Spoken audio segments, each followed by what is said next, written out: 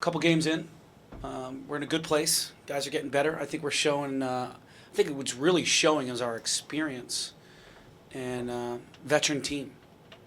You got to tighten up some things on defense, some coverages that teams could exploit a little bit, and we'll clean that up today in practice.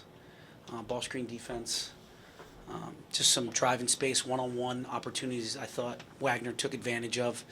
We got to tighten it up. Offensively, I thought just little pockets, little spurts where the ball stuck a little bit or we over dribbled, and we need to really ball movement, player movement. I think if we do that, we'll continue to put pressure on the paint. And then the last thing that we're going to work on before Georgetown is got to take pride in special teams, baseline out of bounds, sideline out of bounds, and end line out of bounds. Just tightening up our three-quarter court press, our defense baseline out of bounds. Just tightening some things up there. But I think we showed our depth for sure. With Lamar Stevens being out with his third foul, I thought Seth Lundy really came in and gave us productive minutes. I thought our bench gave us productive minutes. I think we showed our firepower.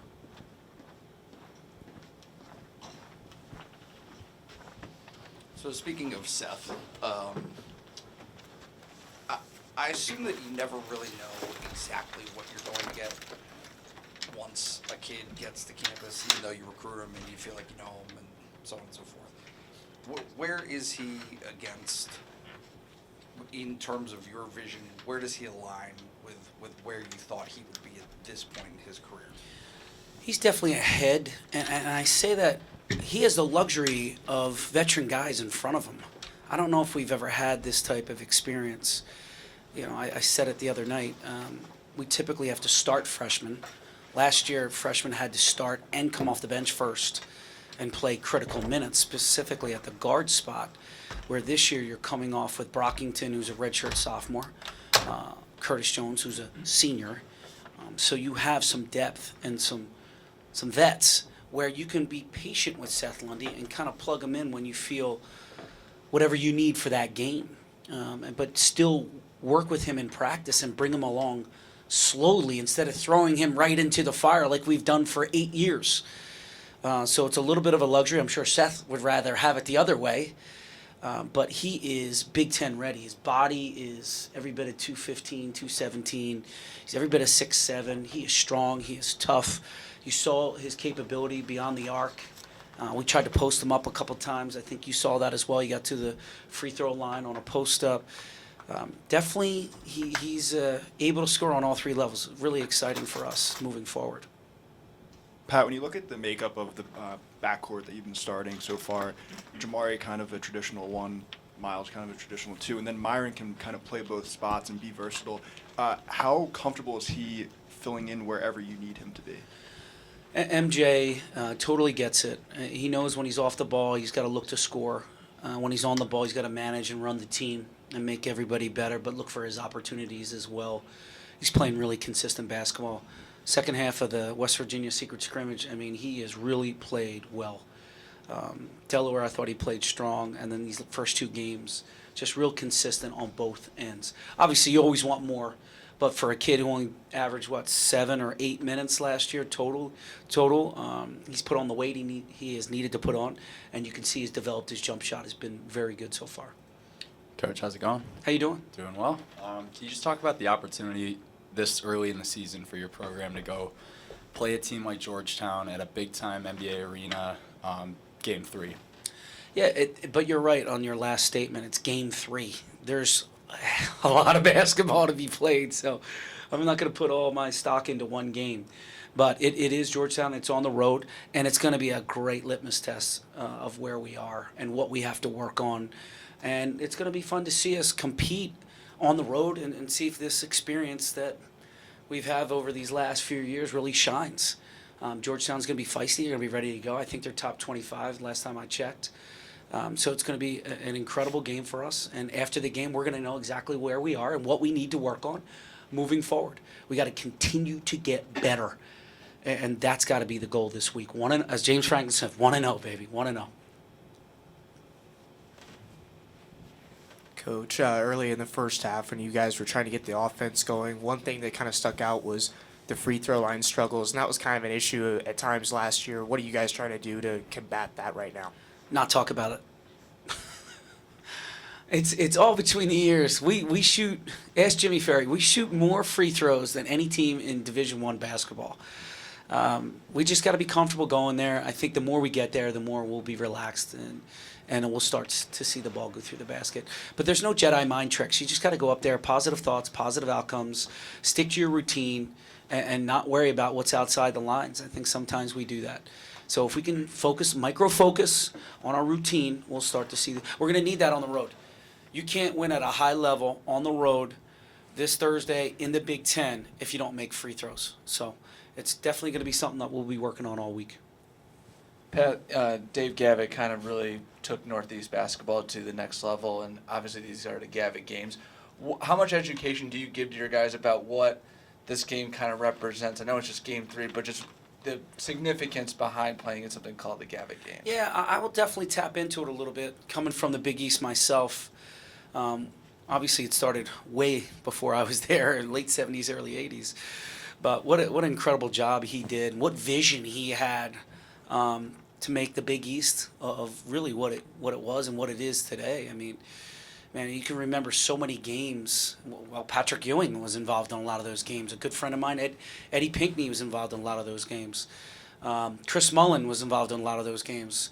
So it was really, to me, as a youngster, you're watching those games growing up, wanting to be a part of that. And then you get the opportunity when you get the job at Villanova to be a part of that. So I think it's important for them to know what vision, a pioneer that Gavitt was. Any other questions for Coach Chambers? Miles, we kind of saw both the good and the bad over the first 2 games, knocking down threes in the first and struggling in the second. Is there a number that you want him to get at in terms of attempts per game, or is it mostly just taking what the defense? You know what? It's really feel. He's got to take what the defense gives him. I don't want him to force it. I don't think he forced any. I watched all of his threes. I thought for him, they're really good shots. They're in rhythm. We have rebounders in there. The ones that I don't like are the ones where we don't have any rebounders. So it's as good as a turnover when you don't have at least Mike or John in there, or Lamar or Brock. We got to make sure we have a couple rebounders before we take a quick one. But for the most part, I thought Miles' shots were good. I mean, what are we shooting? We're at almost 38% from 3 right now.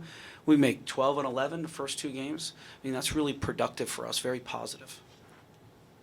What level of stress do you put, or the impetus on getting Mike involved and keeping Mike involved offensively?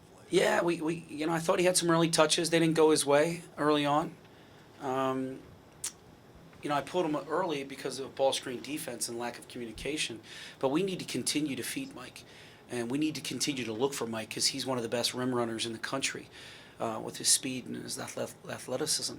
And he's a great roll guy in ball screen. So we definitely got to give him the ball. And, you can see he's extending his range a little bit out to 10, 12 feet. And he's worked on that. I've told him he can shoot threes as well, time and score, and situation, obviously. But he's developing his game. But we need to keep him involved. He needs to get touches. The one thing, I know he had a couple turnovers the other day. One was a moving screen. But he is a really good passer. I mean, so is John. Our 5s can pass the ball.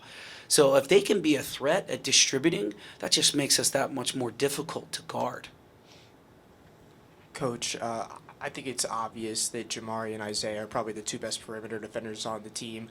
How does it help you guys out and change the way you guys can play when Isaiah comes and gives you double digits again? Jamari goes out and drains 2 threes when that's something he's been working on for a long time.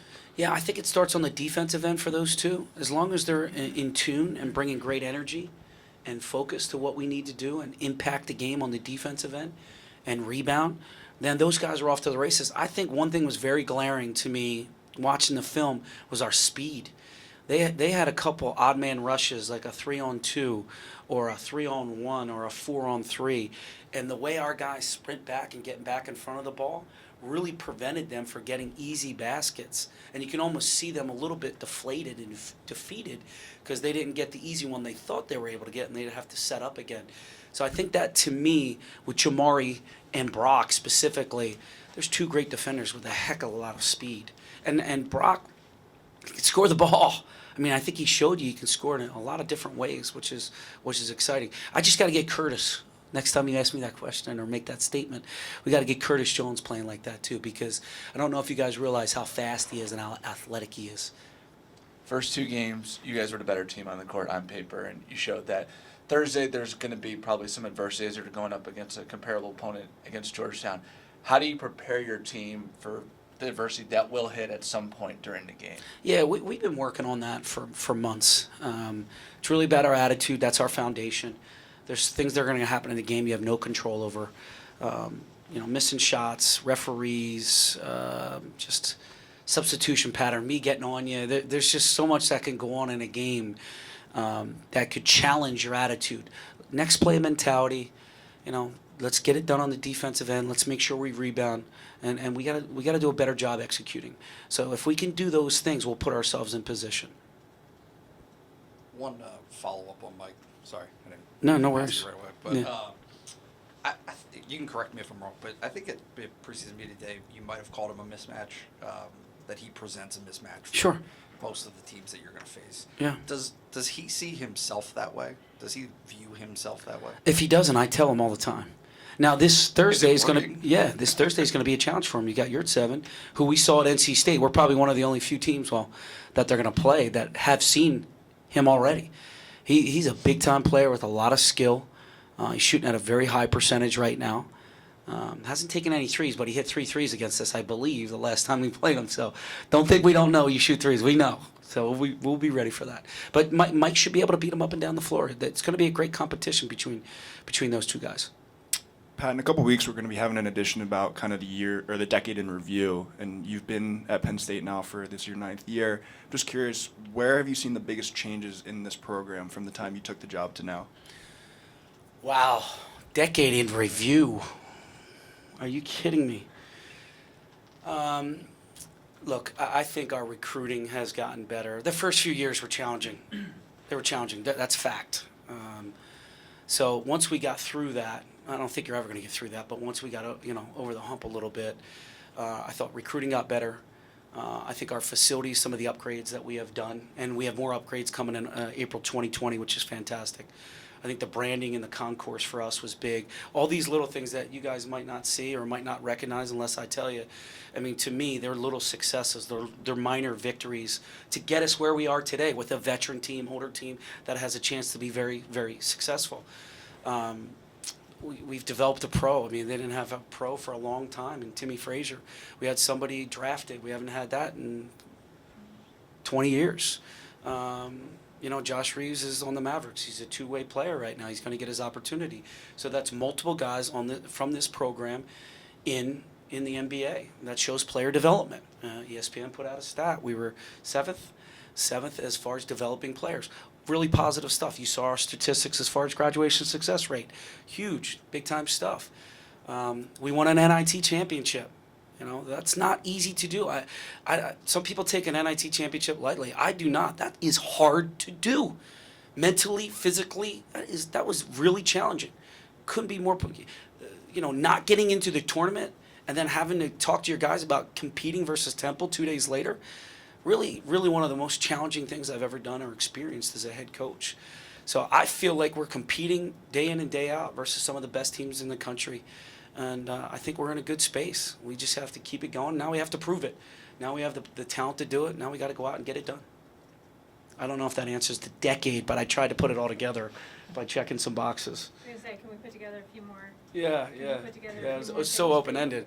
I hope I hit everything there. I'm really proud. I'm really proud of what we've accomplished here. And maybe, we get judged by NCAA tournaments. If you really look at the record and look at what we've done holistically, graduation success rate-wise, and what these kids are doing in life after Penn State, and what we were able to do, we used to lose by 20 and 30 points. It's not the case anymore. Nobody takes us lightly anymore. We're not the hunters all the time. We're the hunted now. I'll give you a great example. Illinois, I saw Illinois at media today. They were coming up to me saying, "We can't wait to play you." That's a big switch. So I think we're putting this program exactly where it needs to be on a national stage. I think that's a good place to wrap it up. That's a mic drop, Nate.